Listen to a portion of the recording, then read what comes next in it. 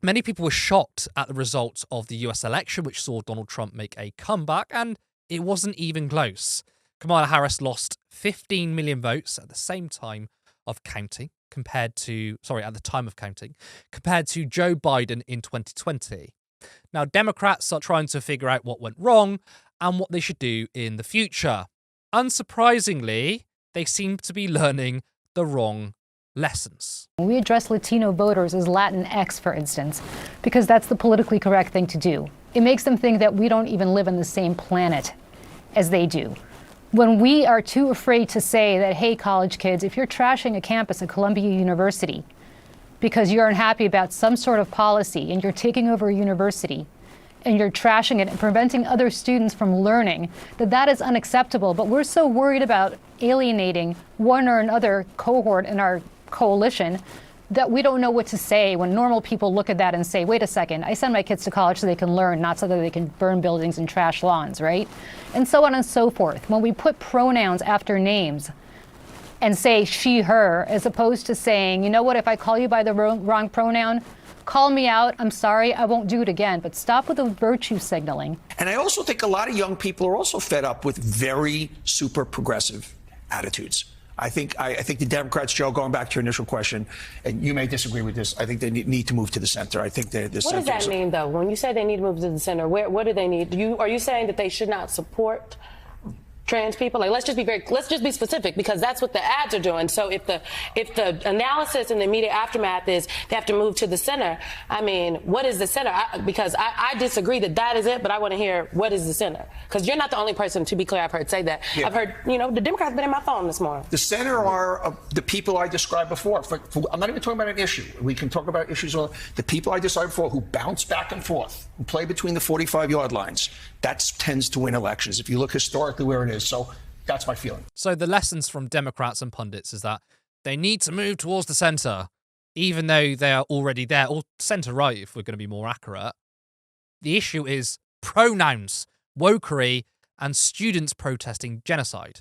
We also can't let him get away with saying the centre wins elections. I mean, we just had Donald Trump deploy the most right-wing campaign for decades with literal Hitler quotes, and he won. Now, granted, Joe Biden did have some good Labour policies, but it's clear it wasn't enough. Kevin, I'd like to get your response to the Democratic establishment, the pundits, because the issue for them isn't to move left. They're probably arguing we need to be more right-wing. To quote the great Patrick Stewart as Vladimir Ilyich Lenin, do not trust the liberals. They will betray you. Yeah, this is exactly what these fucking people always do. They will snatch defeat from the jaws of victory and then tell you it's your fucking fault. If there is one thing that this election is it's a repudiation of centrist politics, completely and utterly. As you point out, Donald Trump ran the most far-right campaign we've seen since probably Barry Goldwater, and possibly even worse than Barry Goldwater in the 1960s, and won. And not just that, but won the popular vote. At time of recording, California still is counting, so she might just catch him. But regardless of that, it looks like he'll probably win the popular vote, which is absolutely ludicrous. But there we go. And the Democratic Party, if you look at the timeline of it, it's perfect for the argument I'm trying to make here, right?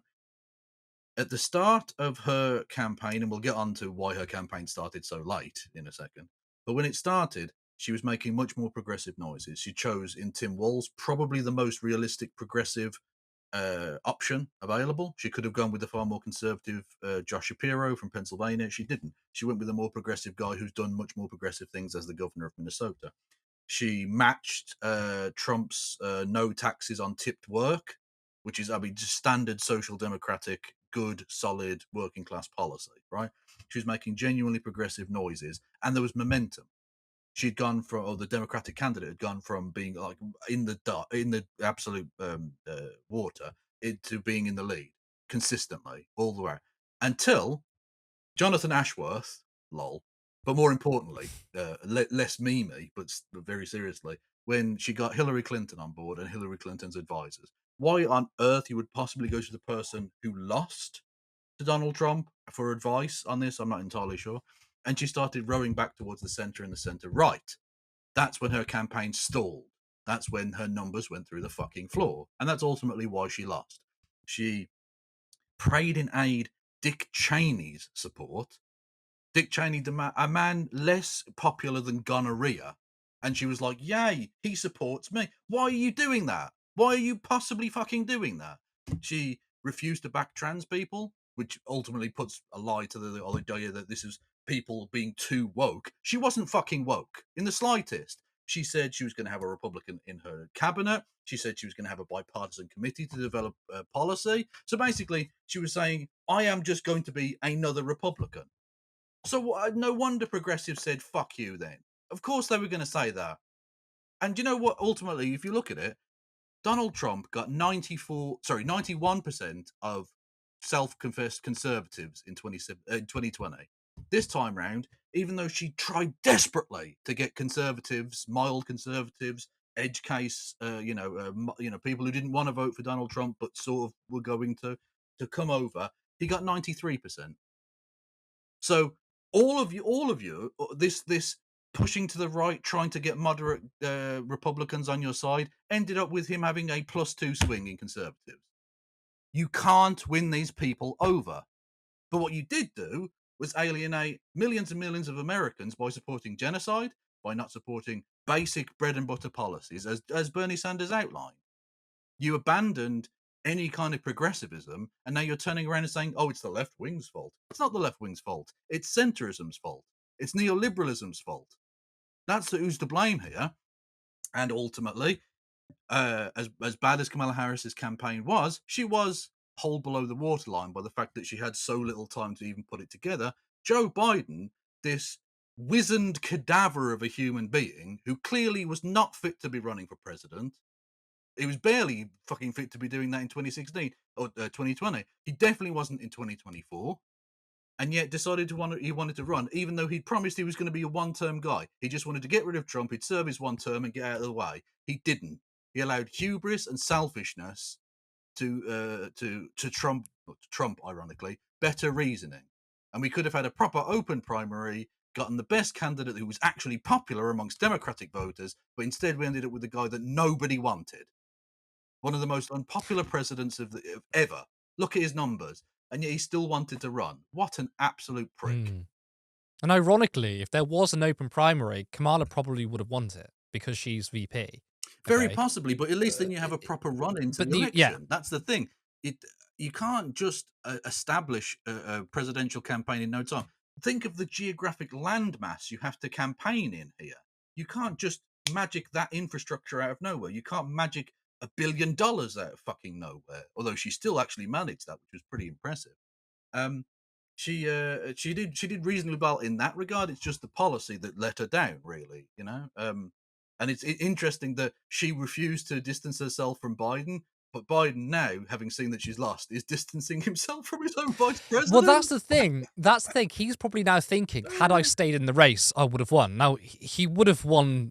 I mean, he wouldn't have won, sorry. It would have been worse, actually, because the guy is cognitively completely declined. So it would have been even worse of a loss. But he's probably thinking that. In fact, I think one of his spokesperson was like, well, Biden's the only one that beat Trump.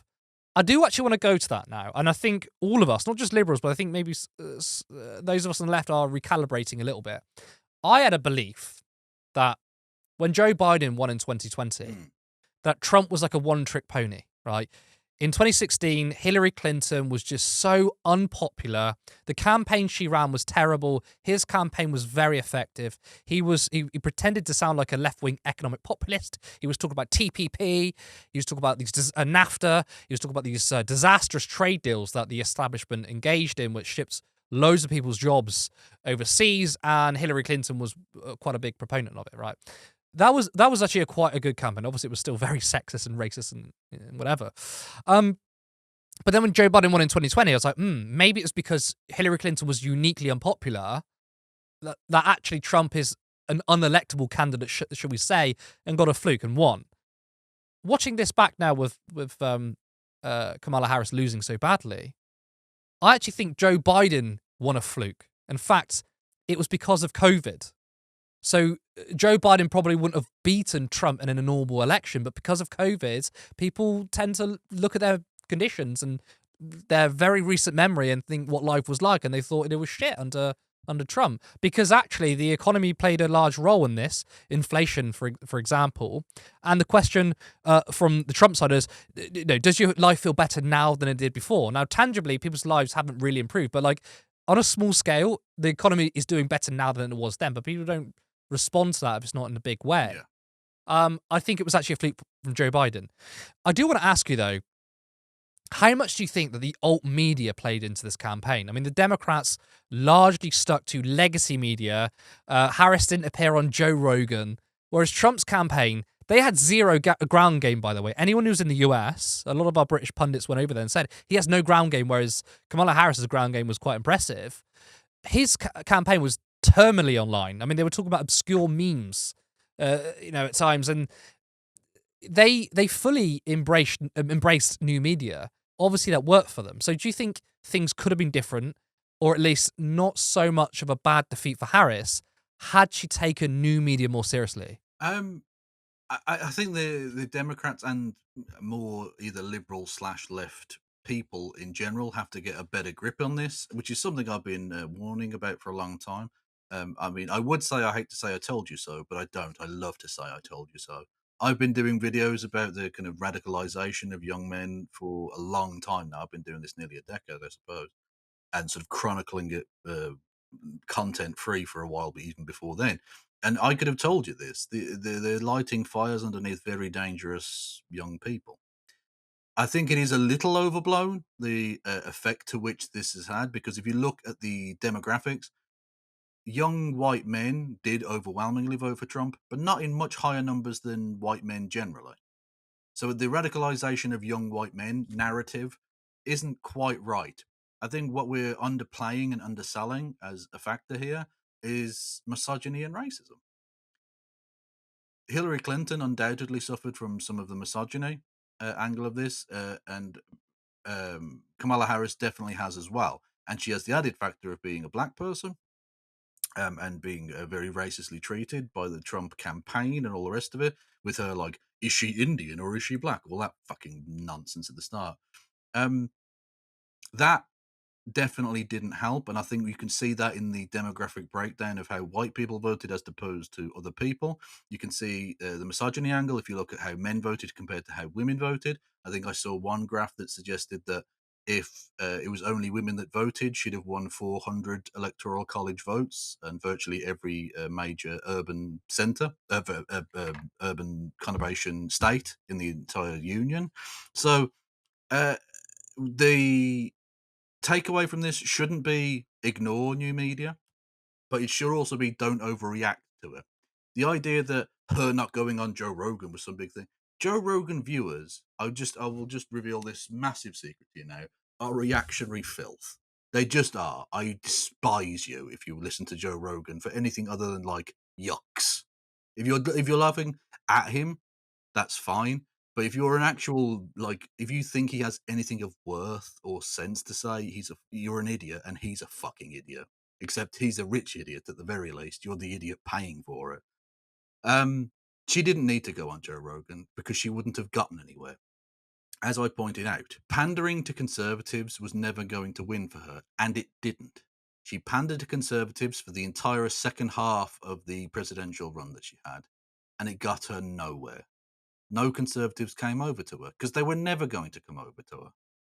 You tried to court right-wing votes and they didn't go anywhere. Trump basically had the exact same support that he had previously. If you look at the numbers, his vote this year was basically the same as it was 4 years ago. It was the Democratic base that I think fucking he had crumbled. 3 million less votes, actually. Yeah, exactly. Yeah, but I mean, statistically, that's within the margin of Statistically, error, it's really, you know? it's the same. Yeah. So it's pretty level. Whereas she lost, or the Democratic candidate lost significant numbers of votes because you weren't appealing to them. You weren't even trying to. You took their votes for granted, and they went, "Well, fuck you then," and stayed at home. That's the lesson to take away from this: is don't take people for granted. It's got nothing to do, by the way, as well. Just to push back on this weird transphobic bullshit that people are putting out there. Firstly, she didn't campaign on trans issues at all. She didn't use the pronoun thing or any of this. When she was asked about this, she just said we should follow the law. She basically threw trans people under the bus, and they still said, "Oh, they focus too much on woke stuff." It's bollocks. It's absolute bollocks. I can understand trans people being very scared right now, and indeed a lot of other people being very scared right now. But know this: the Democratic Party took you for granted, and unfortunately, their malfeasance in government and their lack of giving a fuck about you at the ballot box ultimately is going to hurt you and not them, and that's a fucking damn shame. But don't let it undermine you as a person. Don't let fear consume you or become blackpilled by this. Allow that energy within inside yourself right now, which feels very negative, to become something positive. Use that as constructive energy to organize in your community, join trade unions, join local groups, anything in your local community, food banks, homeless shelters, whatever. Do something positive for your community, because it's going to be a bad 4 years. There's no doubt about it. But ultimately, we need to stop relying on what a politician is going to do and decide for ourselves what we're going to fucking do and create the world we want to exist. Support independent media. Support social justice that's there on social media. Thank you. Turn left.